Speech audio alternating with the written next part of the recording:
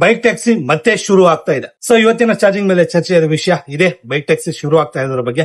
ಎಲ್ರಿಗೂ ನಮಸ್ಕಾರ, ನಾನ್ ನಿಮ್ಮ ಆಟೋ ಕನ್ನಡಿಗ. 2 ತಿಂಗಳ ಹಿಂದೆ ಕರ್ನಾಟಕ ರಾಜ್ಯ ಹೈಕೋರ್ಟ್ ಬೈಕ್ ಟ್ಯಾಕ್ಸಿನ ಸ್ಟಾಪ್ ಮಾಡಿ ಅಂತ ಒಂದು ಆದೇಶನ ನೀಡಲಾಗಿದೆ. ಇವಾಗ ಮತ್ತೆ ಕರ್ನಾಟಕ ರಾಜ್ಯ ಹೈಕೋರ್ಟ್ ಏನಿದೆಯಲ್ಲ, ಆಗಸ್ಟ್ 21ರಂದು ಕರ್ನಾಟಕ ರಾಜ್ಯ ಸರ್ಕಾರಕ್ಕೆ 1 ತಿಂಗಳ ಕಾಲ ಗಡುವನ್ನ ನೀಡಲಾಗಿತ್ತು. ಯಾವ ರೀತಿ ಅಂತಂದ್ರೆ, ಬೈಕ್ ಟ್ಯಾಕ್ಸಿ ಚಾಲನೆಗೆ ನೀವು ಒಂದು ವಿಧಿಯನ್ನ ರೂಪಿಸಿ ಅಂತ. ಆದ್ರೆ ಅಗ್ರಿಗೇಟರ್ ಆಪ್ಗಳು ಇದನ್ನೆಲ್ಲ ಗಮನಿಸದೆ ಡೈರೆಕ್ಟ್ ಕೆಲಸನ ಸ್ಟಾರ್ಟ್ ಮಾಡಿದ್ದಾರೆ. ಇದರಿಂದ ಕಾನೂನಿನ ಅಪ್ರೂವಲ್ ಇಲ್ಲ ಬೈಕ್ ಟ್ಯಾಕ್ಸಿಗಳಿಗೆ.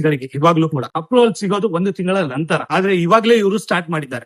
ಇನ್ನೊಂದು ವಿಚಾರ ಏನಪ್ಪಾ ಅಂತಂದ್ರೆ, ಇದರಿಂದ ಮೊದಲೇ ದುಡಿಮೆ ಇಲ್ಲದೆ ಒದ್ದಾಡ್ತಾ ಇರುವಂತ ನಮ್ಮ ಆಟೋ ಮತ್ತು ಕ್ಯಾಬ್ ಚಾಲಕರಿಗೆ ತುಂಬಾ ತೊಂದರೆ ಉಂಟಾಗುತ್ತೆ. ಇವಾಗಿರೋ ಡ್ಯೂಟಿ ಸಿಚುವೇಶನ್ ಅಲ್ಲಿ ಮೊದಲೇ ದುಡಿಮೆ ಇಲ್ಲದೆ ಪೀಕ್ ಅವರ್ ಅಲ್ಲಿ ಎಷ್ಟಾಗುತ್ತೋ ಅಷ್ಟು ದುಡಿಮೆನ ಮಾಡ್ಕೊಂಡು ನಾನ್ ಪೀಕ್ ಅವರ್ ಅಲ್ಲಿ ಯಾವ್ದಾದ್ರು ಮರದ ಕೆಳಗಡೆ ಹಾಕೊಂಡು ಮಲಗುವಂತ ಸಿಚುವೇಶನ್ ತಯಾರಾಗಿದೆ. ಮೊದಲೇ ಈ ಬೈಕ್ ಟ್ಯಾಕ್ಸಿ ಬರೋದ್ರಿಂದ ಇನ್ನೂ ತುಂಬಾ ಹೊಡೆತ ಬೀಳುತ್ತೆ. ಮತ್ತೆ ಕ್ಯಾಬ್ ಮತ್ತೆ ಆಟೋ ಚಾಲಕರಿಗಂತೂ ತುಂಬಾ ನಷ್ಟ ಆಗುತ್ತೆ. ಇದರಿಂದ ನಾವೆಲ್ಲ ಪರ್ಮಿಷನ್, ಇನ್ಶೂರೆನ್ಸ್, ಪರ್ಮಿಟ್ ಎಲ್ಲಾನು ತಗೊಂಡು ನಾವು ಒದ್ದಾಡಬೇಕು. ಬೈಕ್ ಟ್ಯಾಕ್ಸಿಗಳು ಆ ರೀತಿ ಇಲ್ಲ. ಯಾವ್ದಾದ್ರು ಒಂದು ಬೈಕ್ ನ ತಂದು ಅದರಲ್ಲಿ ಬೈಕ್ ಟ್ಯಾಕ್ಸಿನ ಮಾಡ್ಕೊಂಡು ಆರಾಮಾಗಿ ಹೋಗ್ಬೋದು. ಲಕ್ಷಾಂತರ ರೂಪಾಯಿ ಬಂಡವಾಳ ಹಾಕಿ ಕೈ ಸುಟ್ಕೊಳ್ಳಬೇಕಾದಂತಹ ಸ್ಥಿತಿಯಲ್ಲಿ ನಮ್ಮ ಆಟೋ ಮತ್ತು ಕ್ಯಾಬ್ ಚಾಲಕರಿದ್ದಾರೆ ಇವಾಗಿನ ಪ್ರಸ್ತುತ ಸಿಚುವೇಶನ್ ಅಲ್ಲಿ. ಇದ್ರ ಬಗ್ಗೆ ನೀವೇನಂತೀರಾ? ಬೈಕ್ ಟ್ಯಾಕ್ಸಿ ಒಳ್ಳೇದಾ ಕೆಟ್ಟದ್ದಾ ನನಗಂತೂ ಗೊತ್ತಿಲ್ಲ. ಬಟ್ ಇದರಿಂದ ಆಟೋ ಮತ್ತು ಕ್ಯಾಬ್ ಚಾಲಕರಿಗಂತೂ ಹೊಡೆತ ಇದ್ದೇ ಇದೆ. ಇದ್ರ ಬಗ್ಗೆ ನೀವೇನಂತೀರಾ? ನೀವು ನಿಮ್ಮ ಅಭಿಪ್ರಾಯನ ಕಮೆಂಟ್ ಮಾಡಿ ತಿಳಿಸಿ. ಸಿಗೋಣ ಮತ್ತೊಂದು ಚಾರ್ಜಿಂಗ್ ಮೇಲೆ ಚರ್ಚೆಯಲ್ಲಿ. Take care and by.